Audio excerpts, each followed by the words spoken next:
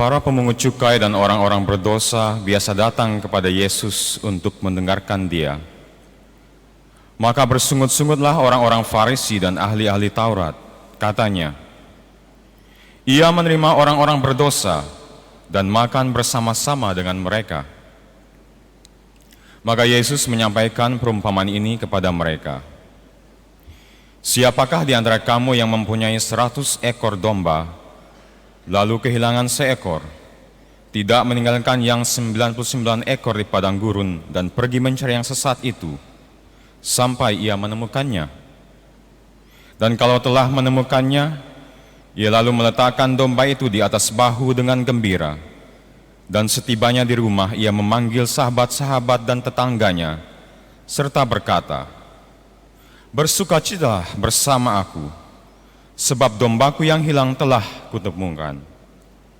Aku berkata kepadamu, demikian juga akan ada sukacita di surga, karena satu orang berdosa yang bertobat, lebih daripada sukacita karena 99 orang benar yang tidak memerlukan pertobatan.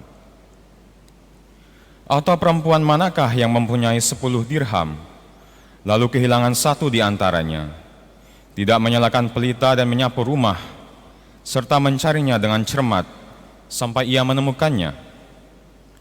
Dan kalau telah menemukannya, ia memanggil sahabat-sahabat dan tetangga-tetangganya serta berkata, bersukacitalah bersama aku, sebab dirhamku yang hilang itu telah kutemukan. Aku berkata kepadamu, demikian juga akan ada sukacita pada malaikat-malaikat Allah, karena satu orang berdosa yang bertobat." Yesus berkata lagi, ada seorang mempunyai 2 anak laki-laki. Kata yang bungsu kepada ayahnya, "Bapa, berikanlah kepadaku bagian harta milik kita yang menjadi hakku." Lalu ayahnya membagi-bagikan harta kekayaan itu di antara mereka. Beberapa hari kemudian anak bungsu itu menjual seluruh bagiannya itu, lalu pergi ke negeri yang jauh.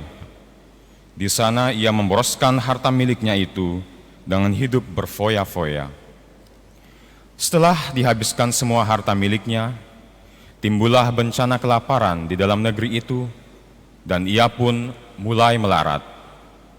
Lalu ia pergi dan bekerja pada seorang majikan di negeri itu. Orang itu menyuruhnya ke ladang untuk menjaga babi. Lalu ia ingin mengisi perutnya dengan ampas yang menjadi makanan babi itu, tetapi tidak seorang pun memberikannya kepadanya. Lalu ia menyadari keadaannya, katanya, betapa banyaknya orang upahan Bapakku yang berlimpah-limpah makanannya, tetapi aku di sini mati kelaparan. Aku akan bangkit dan pergi kepada Bapakku dan berkata kepada Bapa, aku telah berdosa terhadap surga dan terhadap Bapa. Aku tidak layak lagi disebut anak Bapa. Jadikanlah aku sebagai salah seorang upahan Bapa. Maka bangkitlah ia dan pergi kepada bapanya. Ketika ia masih jauh, ayahnya telah melihat dia. Lalu tergeraklah hatinya oleh belas kasihan. Ayah itu berlari mendapatkan dia, lalu merangkul dan mencium dia. Kata anak itu kepadanya, Bapa, aku telah berdosa terhadap surga dan terhadap Bapa. Aku tidak layak disebut anak Bapa. Tetapi ayah itu berkata kepada hamba-hambanya, lekaslah bawa kemari jubah yang terbaik, kenakanlah itu kepadanya, pasanglah cincin pada jaring dan sepatu pada kakinya, dan ambillah anak lembu tambun itu, sembelihlah dia dan marilah kita makan dan bersuka cita. Sebab anakku ini telah mati dan menjadi hidup kembali, ia telah hilang dan didapat kembali. Maka mulailah mereka bersukaria. Tetapi anaknya yang sulung sedang berada di ladang. Ketika pulang dan dekat di rumah, ia mendengar bunyi seruling dan nyanyian tari-tarian. Lalu ia memanggil salah seorang hamba dan bertanya kepadanya, apa arti semua itu? Jawab hamba itu, adikmu telah kembali dan ayahmu telah menyembelih anak lembu tambun. karena ia mendapatkan kembali anak itu dengan sehat. Maka marahlah anak sulung itu dan ia tidak mau masuk. Lalu ayahnya keluar dan berbicara dengan dia. Tetapi ia menjawab ayahnya, katanya, "Telah bertahun-tahun aku melayani Bapa dan belum pernah aku melanggar perintah Bapa. Tetapi kepadaku belum pernah Bapa memberikan seekor anak kambing pun untuk bersukacita dengan sahabat-sahabatku. Tetapi baru saja datang anak Bapa yang telah memboroskan harta kekayaan Bapa bersama dengan pelacur-pelacur. Maka Bapa menyembelih anak lembu tambun itu untuk dia." Kata ayahnya kepadanya, "Anakku, engkau selalu bersama-sama dengan aku, dan segala kepunyaanku adalah kepunyaanmu.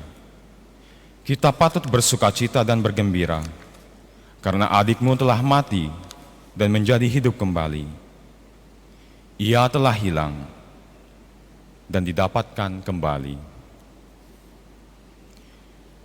Demikianlah sabda Tuhan. Terpujilah Kristus.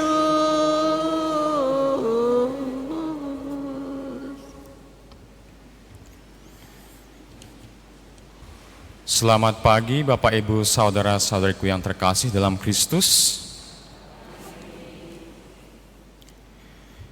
Jatuh lagi, jatuh lagi. Jatuh lagi dalam kesalahan dan dosa yang sama. Begitu dalam, jatuh lagi, jatuh lagi. Di mana engkau Tuhan di saat aku memerlukanmu? Engkau begitu menjauh. Di saat kejatuhanku, di mana uluran tanganmu? Jangan pernah mendekat kepadaku ya Tuhan. Aku kotor, aku tidak layak akan berkat pengampunanmu. Jatuh lagi, semakin dalam, jatuh lagi. Beginilah rintihan kita para pendosa. Dosa mencabik kita, dosa menjauhkan kita dari Allah. Dosa membuat kita jatuh dan menganggap kita tidak lagi pantas untuk kembali kepada Allah. Dosa membutakan kita. Namun saudara-saudariku yang terkasih, ada kabar baik bagi kita para pendosa. Ada pengharapan bagi kita para pendosa. Gereja pada hari Minggu ini terang-terangan mengabarkan kasih karunia Allah, kasih pengampunan Allah yang bisa menyembuhkan kita dari keberdosaan kita. Uluran tangan Allah yang selalu siap untuk menyambut kita, mengangkat kita dari keberdosaan kita. Lihat saja bacaan pertama di liturgi kita pada hari Minggu ini. Bacaan pertama, apa yang dilakukan oleh bangsa Yahudi, umat Israel, melanggar perintah Allah yang pertama, menyembah berhala. Ini dosa besar. 10 perintah Allah yang pertama dilanggar. Namun apa yang Allah lakukan? Allah berbelas kasihan. Mazmur tanggapan, kasih Allah dituangkan, kasih Allah dilimpahkan kepada kita. Terang-terangan lagi Gereja Katolik mengingatkan kita, kasih Allah lebih besar dari dosa-dosa kita. Dosa serius, dosa memisahkan kita dari Allah. Tapi cinta Allah lebih serius dari dosa-dosa kita. Cinta Allah lebih besar dari dosa-dosa kita. Santo Paulus, kesaksiannya, ingat apa yang dilakukan oleh Santo Paulus? Saulus menganiaya, membunuh pengikut Kristus. Dosa besar di 10 perintah Allah, jangan membunuh. Itu yang dilakukan oleh Saulus. Tapi apa yang dirasakan dan dialami oleh Santo Paulus? Kasih karunia pengampunan Allah. Itu yang diwartakan oleh Santo Paulus di bacaan kedua. Kesaksian yang luar biasa. Kasih dan rahmat pengampunan Allah dalam hidupnya. Bacaan Injil. Mau bukti kasih dan pengampunan Allah yang luar biasa yang bisa menyembuhkan kita? Tuhan Yesus bukan hanya menyampaikan satu perumpamaan, Bukan 2 perumpamaan, tapi 3 perumpamaan. Masih ragu akan kasih karunia Allah? 3 perumpamaan. Masih merasa terkucilkan akan dosa-dosa kita, tidak layak akan kasih dan pengampunan Allah? 3 perumpamaan. Dan saya mau fokus dan mengajak saudara-saudari sekalian, Bapak Ibu saudara-saudari sekalian, untuk melihat satu perumpamaan saja tentang anak yang hilang. Kita para pendosa, semua dari kita, ini seringkali sama seperti si bungsu. Sikap kita kepada Allah seperti itu. Ketika kita berdosa, kita menjadi anak yang durhaka. Anak yang durhaka. Mengapa seperti itu? Coba lihat apa yang dikatakan oleh si bungsu kepada ayahnya, kepada bapaknya. Berikanlah harta yang menjadi hakku. Loh, ini anak durhaka ini. Si bungsu ini sebenarnya minta harta warisan. Kapan sih kita dalam keluarga perbincangan tentang warisan ini dibagikan? Pada saat apa? Biasanya kan pada saat orang tua sudah meninggal atau mendekati masa-masa kritis. Nah, si bungsu ini anak durhaka. Ayahnya masih hidup, meminta harta warisan, atau dengan kata lain, si bungsu ingin ayahnya mati.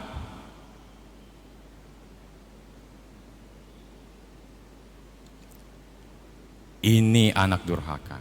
Dosa itu seperti itu. Ketika kita ingin supaya hidup kita senang-senang, berfoya-foya, bisa menikmati hidup, apa yang kita lakukan? Tidak ada moralitas, tidak ada baik dan buruk. Allah kita matikan, itu yang kita lakukan. Itu yang kita lakukan. Tetapi ada kabar baik. Ketika setan memanggil kita dengan segala dosa-dosa kita, Allah memanggil kita dengan nama yang Ia berikan kepada kita. Dan apakah nama itu? Anakku yang terkasih. Sekali lagi, ketika setan memanggil kita dengan dosa-dosa kita, dengan segala kesalahan-kesalahan kita, dengan segala kelemahan-kelemahan kita, Allah memanggil kita dengan nama yang telah Ia berikan kepada kita. Anakku yang terkasih. Dan kita lihat apa yang terjadi pada si bungsu. Ia hidup berfoya-foya, dan apa yang terjadi? Ia jatuh dalam kemiskinan. Itu yang dilakukan oleh dosa kepada kita. Jatuh menjadi kotor. Si bungsu sampai pada saat kelaparan yang sangat-sangat berat, ia hampir saja makan ampas yang sebenarnya diperuntukkan kepada babi. Itu yang dosa lakukan kepada kita. Status kita sebagai anak terkasih jatuh menjadi sama seperti babi, sama seperti hewan, kotor.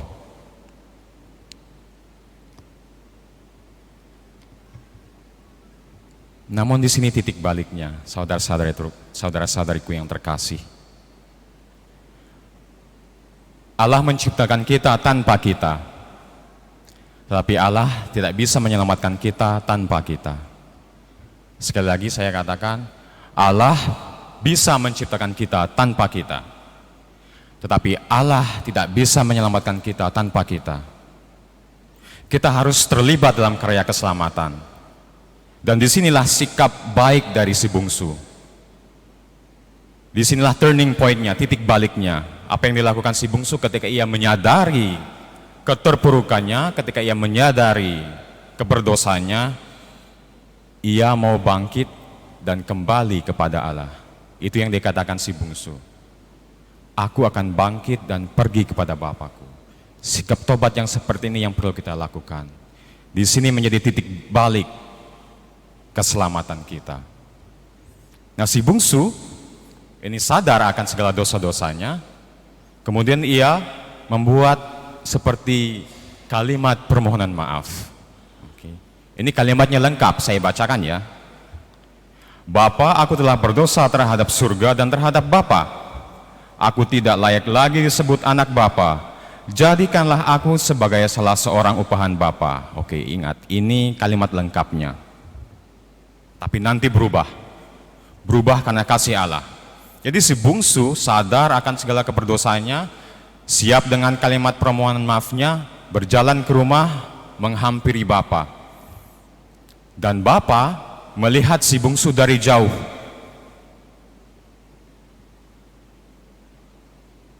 Dosa menjauhkan kita dari Allah. Kita memilih untuk menjauhkan diri kita dari Allah. Tapi Allah dari jauh telah melihat kita. Allah tidak pernah meninggalkan kita. Dan lihat apa yang Allah lakukan. Kita nggak tahu seberapa lama si bapak ini menunggu si bungsu, tapi kita yakin sejak pada hari si bungsu memutuskan untuk pergi dari rumah, hari itu juga si bapak menunggu si bungsu, anak yang hilang ini untuk kembali. Saat kita berdosa, saat kita melakukan dosa-dosa kita, saat itu juga Allah menunggu kita untuk kembali. Lalu apa yang dilakukan Allah? Allah bangkit, berdiri, berlari, menghampiri si bungsu. Jadi Allah kita bukan Allah yang diam, Allah yang berdiri dan berlari menghampiri kita ketika kita berdosa, merangkulnya, mencium kita, memberikan kita jubah, memberikan kita cincin, memberikan kita sepatu, memberikan kita anak lembu tambun. Status kita yang kita anggap sebagai hewan, sama seperti hewan, diangkat kembali menjadi anak Allah yang terkasih. Cinta kasih Allah luar biasa. Cinta kasih Allah luar biasa. Kalau ada namanya cinta mati, ya ini bukti cinta mati yang sesungguhnya. Allah nggak mau kita mati, Allah nggak mau kita hilang. Allah bahkan rela mati supaya kita nggak mati. Mati disalib untuk menyelamatkan kita. Ini cinta mati yang sesungguhnya. Sungguh luar biasa kasih Allah. Sungguh luar biasa kasih Allah.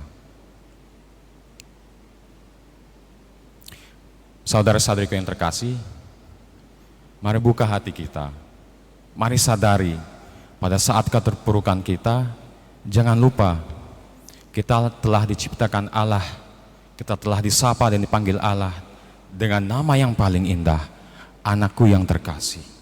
Pada saat-saat kelemahan kita, keperdosaan kita, jangan pernah lupa, hanya kita yang capek akan kasih karunia Allah, hanya kita yang bosan akan kasih karunia Allah.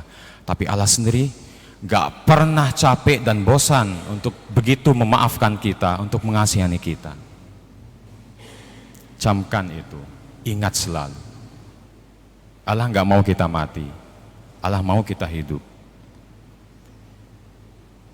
Pertanyaan saya, Bapak Ibu Saudara-saudara yang terkasih, kapan terakhir Bapak Ibu Saudara-saudara kasih menerima sakramen tobat? Mari kita bersama si bungsu menyiapkan hati kita untuk sakramen tobat, kembali kepada Bapa. Kita berkata, Allah, aku mau bangkit dan kembali kepadamu.